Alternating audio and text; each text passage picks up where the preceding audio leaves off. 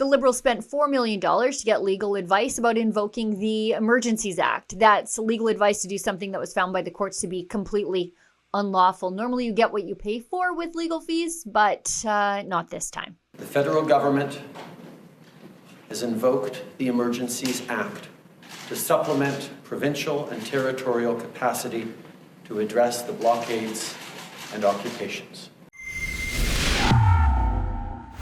The Liberals are at it again, wasting your hard-earned tax dollars, refusing to be transparent, and using every trick in the book to cover their tracks and protect themselves. This time, it's about the fallout from their completely illegal invocation of the Emergencies Act in 2022. The Liberal government used the Emergencies Act, martial law, here in Canada to squash the anti-mandate and completely peaceful Freedom Convoy during January and February 2022 in Ottawa.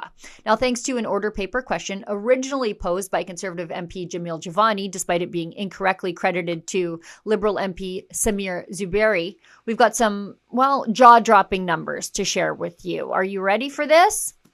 According to the government's response, the Trudeau Liberals have spent nearly $4 million of your money, $3,900,968.93 to be exact, on outside legal counsel related to the invocation of the Emergencies Act. That includes expenses tied to the Public Order Emergency Commission, where Trudeau's team was grilled for their gross overreach during the peaceful Freedom Convoy protests. And using the Emergencies Act, of course, was illegal. $4 million in legal fees to get advice to do something that was, at the end of the day, entirely unlawful. But here's where it gets worse. The government claims solicitor-client privilege for most of the details, so we don't get to know how much each department or agency spent. They've only disclosed the total amount, and they're refusing to break it down any further for us. And get this, they're blaming a compressed timeline for the massive legal bill. Sure, Trudeau, maybe the timeline was tight because you rammed through this unprecedented overreach of power without ever considering the consequences.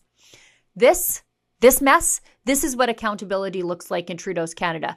Throw millions of dollars at lawyers, refuse to explain where it went, and then just hope the public moves on and leaves it all in the past.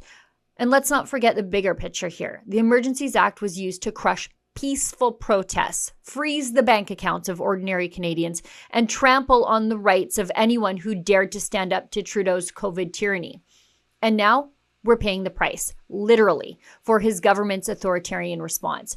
This $4 million legal tab, it's just the tip of the iceberg. How many more millions or billions have been wasted on Trudeau's other reckless decisions? We won't know the full extent of his wasteful, wacko policies until he's mercifully gone. For Rebel News, I'm Sheila Gunn Reid. Make up my mind until the note from the clerk was in front of me, and it was in black and white that the public service made a formal recommendation that I invoke the Emergencies Act. I am absolutely serene, confident that I made the right choice.